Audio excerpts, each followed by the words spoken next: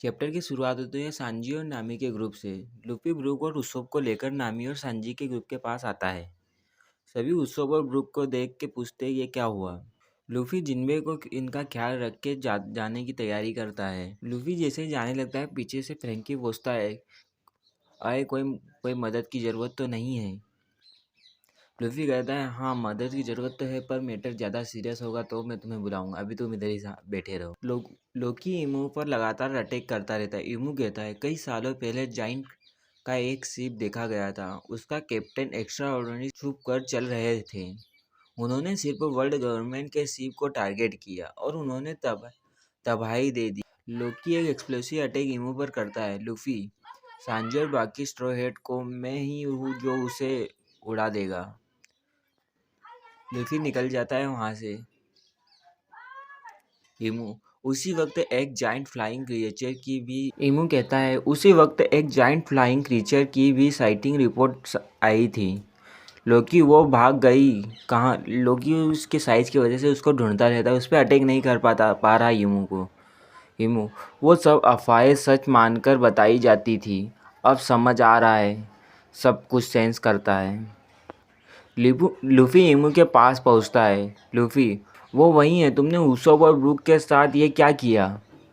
गुनको के इतने बोलते ही गुनको के अंदर से एक ब्लैक शैडो बाहर आता है, जैसे सेटन के अंदर से लुकआउट वैली में इमू एक शैडो के रूप में बाहर आया था। लूफी ये देखकर शॉक हो जाता है और बोलता है रुको इसके अंदर से कुछ निकल रहा है। इमू कहता है सबसे ज़्यादा ठीक यही होगा कि तुम सब गायब हो जाओ, बिल्कुल उसी तरह जैसे रोक्स हुआ था। इमू लूफी को स्टेप कर देता है। इमू कहता है अपनी ज़िंदगी के एक हिस्से के बदले में तुम्हें और भी एक बड़ी ताकत देता हूँ और बदले में तुम एक दूसरे से नफरत करोगे। और डोमी रिवर्स बोलता है। इस डोमी रिवर्स से लूफी और लोकी को कुछ नहीं होता। लूफी कहता है तुमने ये क्या किया, इससे कुछ नहीं हुआ मुझे। लोकी कहता है ये क्या है इतनी छोटी चीज़, और तुमने अभी सिर्फ रॉक्स का जिक्र किया, वो क्या था। इमू कंफर्म करता है कि लूफी और लोकी दोनों सच में निका और निथोग है।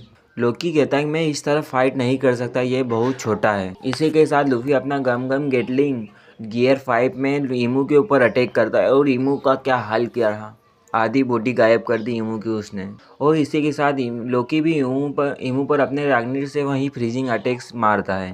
विलेज में आग तेज़ी से फैल रहे थे पर नामी ज्यूस को कर बारिश करवाती है और उसे संभाल लेती है। और इधर सीन जोरो के ग्रुप पर शिफ्ट होता है। जोरो डोमिनियर से जाइंट्स को मार रहा होता है। उसी वक्त चॉपर की एंट्री होती है और चॉपर भी एक स्लैब में सभी डोमिनियर्स जाइंट को ठीक कर देता है। जोरो उससे पूछता है ये तुमने क्या ज़बरदस्त किया। चॉपर कहता है ये मेरे को नहीं पता, मैंने सिर्फ उन्हें अटैक किया, वो अपने आप ठीक हो गए। और इसी के बदले जोरो बोलता है कि शायद तुम एक अच्छे डॉक्टर हो इसलिए। और ये सुनते ही चॉपर ब्लश करने लगता है, तुम ये बोलकर मेरी तारीफ नहीं कर सकते, ऐसा वगैरह वगैरह। सांजी कहता है कि ये हमने जब काउंटर अटैक किया सब संभल गया। फ्रैंकी कहता है बट ये कुछ ऐसा नहीं लगा कि हम एक मैसी ऑर्गेनाइजेशन से लड़ रहे हैं, फिर भी ये होली लैंड के नाइट है, भले वो 3 थे। इधर सीन शिफ्ट सोमर के ऊपर होता है। सोमर अभी भी रीजनरेट कर रहा होता है और हमें दिखता है कि उसका हर्ट रियल नहीं है, उसका हर्ट मैकेनिकल है। सीन मेरी जीवा में शिफ्ट हो इमो 5 एल्डर्स को बोलती है कि मैं थोड़ी देर के लिए कहीं पे जा रहा हूँ।